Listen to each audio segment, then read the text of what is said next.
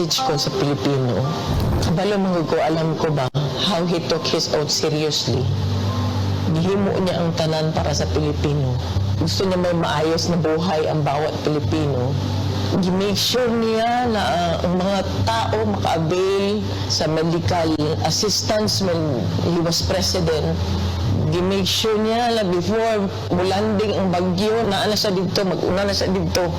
Katong sa Marawi, gi-make sure niya mabala ang kagubot. Even sa iyang katigulangon, naningkamot yun siya. Katong siya naglingkod na presidente. Miski nakapoy siya, wala mo kabalo na during the time na pandemic, almost failing na iyang health. Pero gusto gito niya mag-cabinet meeting pa rin. He does not care kung magka-COVID siya. He doesn't deserve this kind of treatment. Di na magani, gusto na siya mo trabaho. Di na gusto na dagan o papolitika. Ang tao lang si pamugos niya. Kinakatila mo sa kind of leadership na iyang ihatag.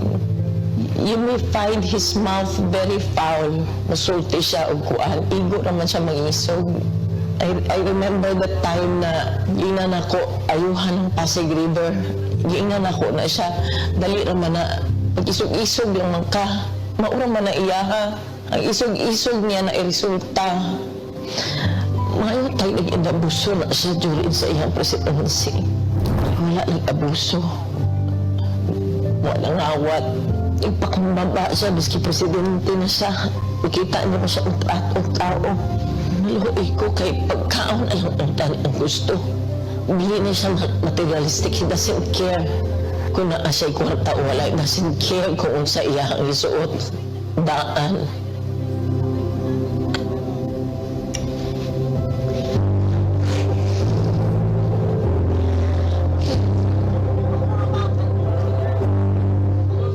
O kapalo sa akong pagtabang. Kasi kalukuin lang pa. Kalukuin lang. Abuso. Grabe. Abuso. Simple lang ay yung gusto. Deprive pag ninyo.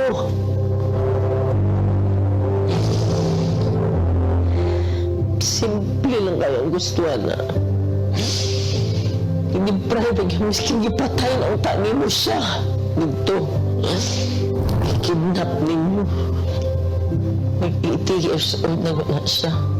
Kabalo ko sa iyong health. Wala tanan. Wala gani medisina. Kagikan mi sa Hong Kong. Good for 3 days lang iyang dala. Pati sa nina. Tapi abuso. Nga ba?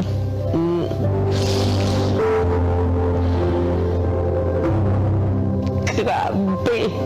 Wala man na siya ni-trigger o pusil. Maski isa. Wala man na siya gi-pusil. Wala man na siya gidunggan. Hina-accusations ng hain kabuo. Asa man ang hain. Wala maganon niya magkiti siguro ng hain na gina-accuse sa gani. Grabe gani. Gulong na nilang gibulhot na nilang sa Pilipinas na iyang natawan. Yung anak ang niya buhat mo rin sa mga hindi ko katulog, hindi ko makapuyo sa among sariling balay. Balo ka ba? First night na ako gikan sa katong pag-abot na mo ang kuan. Wala lang ako nakauli sa among balay. Plano-plano na lang ko sa akong matulog. Nahamiyo lang ko. Wala ko kabaloon sa ako. Wala ko kabaloon sa ako. Maluin ako kayo ultimo pagkaon na ba? Minasaya lang ang gusto na. Ba naghandong mansyon ka na sa dili. God. Walang maghangyo ko sa inyo. Di tamundang at di siya bubalik. Ayaw gimugundang, di tamundang. Please continue to pray for him. And for us na maunsa na mo Tabang, Pilipino, tabang.